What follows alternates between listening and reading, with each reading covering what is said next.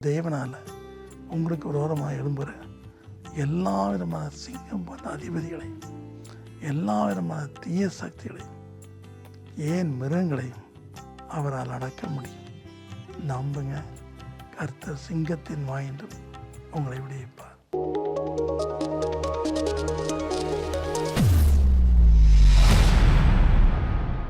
ஸ்தோத்திரம், praise the Lord.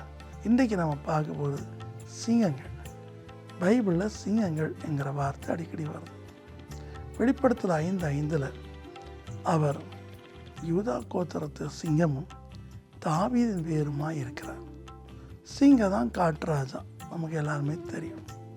அந்த சிங்கத்தை பலத்துக்கு ஒப்பிட்டுருக்கு, ஆளுகைக்கு ஒப்பிட்டுருக்குது.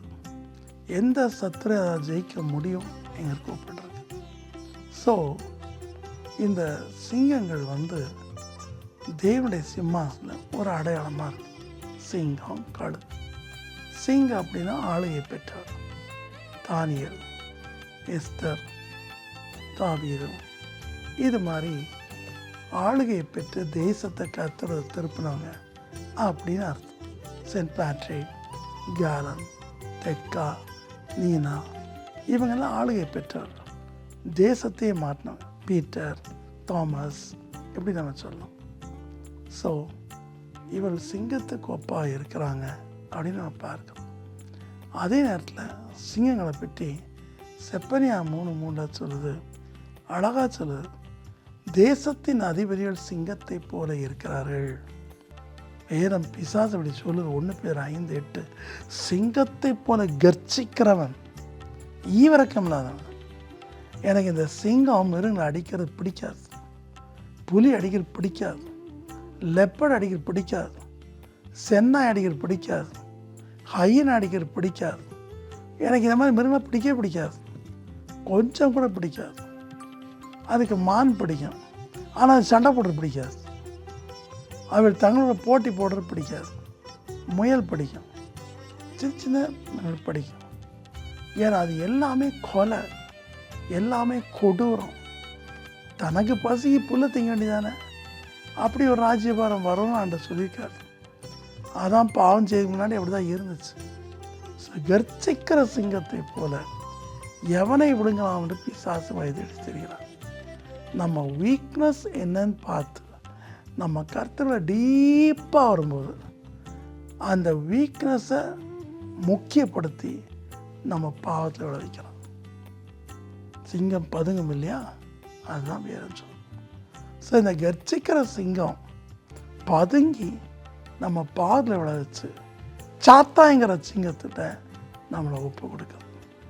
ஆனால் பயப்படாதீங்க, எல்லா சோதனையிலும் உங்களை விடுவிப்பார். சிங்கத்தின் தலைவர் நசுக்கினார். 3வது பார்க்கும்போது அந்த காலத்து ராஜாக்கள் தங்களுக்கு விரோதமாக சிங்க கேவியில் போடுவாங்க. சிங்கங்கள் அவளை கடித்து தின்னும். ராஜாவுக்கு கோபத்துக்கு உட்பட்டவங்க அதுக்குள்ளே போவாங்க, இல்லை பகைவரம் அதுக்குள்ளே போடப்படுவாங்க. அப்படி தான் தானியேல் 6 அவனை தூக்கி சிங்கவில போட்டாங்க. 93 வயசு வயதான மனுஷன், இன்றைக்கி நாளைக்கு சாகுற மனுஷன். ஆனால் பகைஞர்கள் அவன் 3 வேளை ஜெபம் பண்ணுறான்னு சொல்லி பொறாமையில் நல்ல ராஜா, நீதி செய்கிற ராஜா, அவனை ஏமாற்றி கையெழுத்தை வாங்கி சிங்கவில போடுறாங்க. ஆனால் தானியேல் அழகாக சொல்கிறார், தானியேல் 6:22, நான் தேவனுக்கு முன்பாக குற்றமற்றவனாக இருந்தேன். ஆனால் தானியேல் பாவம் 3 வேளை கர்த்தரா ஆராதிச்சான் என்னை போல. ஸோ அநியாயமாக தூக்கி போடுறாங்க. சிங்கங்கள் வெயிட் பண்ணிகிட்ருக்கு. ஆனால் ராஜா சொல்கிறான், நீ இடைவிடாமல் ஆராதிக்கிற தேவனை தப்பு வைத்தார். சந்தோஷமாக தானியேல் சொல்கிறான், ஆமாம் நான் தப்பு வைத்தார். ஏன்னா தேவனுக்கு முன்பாக நான் குற்றமற்றவனாக நீர் என்ன 127 நாடுகளை 3வது அதிபதியாக வச்சு நான் நீதிகேடு செய்யலை, யார்ட்டையும் லஞ்சம் வாங்கலை, அநியாயம் பண்ணலை, ஏற்றத்தாழ் பார்க்கல, ரேசிசம் பார்க்கல, எதையுமே பார்க்கல, நான் நீதிகேடு செய்யலை. அந்த தேவன் தூதனை அனுப்பி என்னை காத்து கொண்டார். தெக்காங்கிற சகோதரி பவுலுடைய உபதேசத்தில் மறந்துடும். அவர் ரொம்ப அழகாக இருப்பார். ஸோ அந்த ப்ராவின்ஸினுடைய ஜட்ஜு அவளை திருமணம் பண்ணவும் காத்திருந்தான். எல்லாமே நிச்சயம்லாம் முடிச்சிட்டு அந்த டைமில் பவுல் அறிவிக்கிறான், இந்த மாதிரி மனுஷர் செய்கிற கையை நம்ம வணங்கக்கூடாது, நம்ம மனசாட்சின்னு இருக்கு. மனசாட்சியை தேவன் தந்த தீபம். ஸோ யோசித்து பாருங்கள், தேவனுடைய ராஜ்யத்தை பவுல் சொல்லவும் தெக்கா மறந்துவிட்டான். இந்த மேரேஜ் எனக்கு வேண்டாம், பணம் முக்கியம் இல்லை, அழகு முக்கியம் இல்லை, நான் சுவிசேஷம் சொல்கிறேன்னு சொல்ல ஆரம்பிச்சிட்டான். 18-19 வயது வரைக்கும் சொல்ல ஆரம்பித்தான். அவன் எப்படியா மனம் திரும்பினான்னு பார்த்தாங்க, முடியல. அப்பாவும் பெரிய பணக்காரன், ரோமன் ப்ராவின்ஸில் ஒரு பெரிய அதிகாரி, முடியாண்டான். அப்புறமா இன்னொருத்தரை சஜஸ்ட் பண்ணாங்க, முடியாண்டான். கடையில் என்ன பண்ணாங்க, இவன் ரொம்ப பிடிவாதமாக இருக்கான், எம்பரர் மதிக்கலைன்னு சொல்லிட்டு அந்த அழகான பாடியை சிதைக்கணும்னு சொல்லி அந்த கொலோசியம் சொல்லுவாங்க, பெரிய விளையாட்டாரங்க, கிரிக்கெட் மாதிரி, அறுபது தூக்கி போட்டாங்க. சிங்கத்தை அனுப்புகிறாங்க. ஸோ பெண் சிங்கம் ஆவேசமாக வருது. அங்கே இருந்த ப்ராவின்ஸஸ் பெரிய அழகி, இப்போ பாரு எல்லாம் சதையும் அவர் பாட்டுக்கு கோழிக்கறி தின்னுட்டு சிரிச்சிருந்தார். அந்த பெண் சிங்க பக்கத்தில் வந்தோடனே ஆட்டுக்குட்டியை மாதிரி தெக்காரனுடைய பாதத்தில் படுத்தும். It's a true story. So தேவனால் உங்களுக்கு விரோதமாக எழும்புகிற எல்லா விதமான சிங்கம் பண்ண அதிபதிகளை, எல்லா விதமான தீய சக்திகளை, எல்லா விதமான கொலைக்கு வருகிற கொலையாளிகளை, ஏன் மிருகங்களையும் அவரால் அடக்க முடியும். நம்புங்க, கர்த்தர் சிங்கத்தின் வாயின்றும் உங்களை விடுவிப்பார்.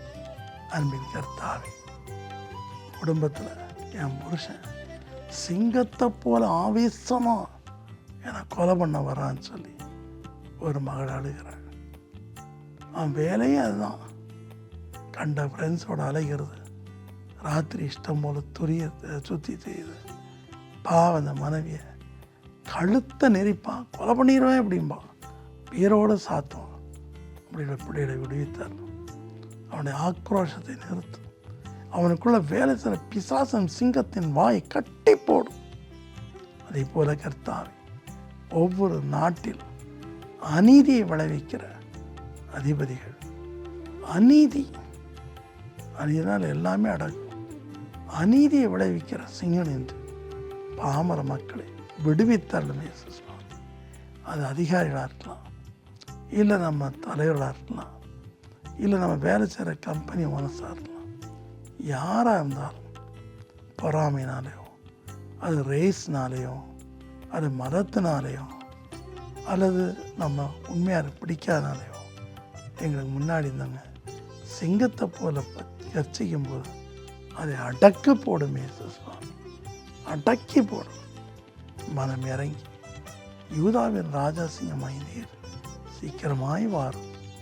தாவீதின் வேறுமானவர் சீக்கிரமாய் வந்து இந்த கொடூரங்களை உடைத்தரும். ஒவ்வொரு படை கண்ணீரை தொடங்கி இயேசுவின் நாமத்தில் வேண்டிக் கொள்கிறேன் பிதாவே, ஆமென்.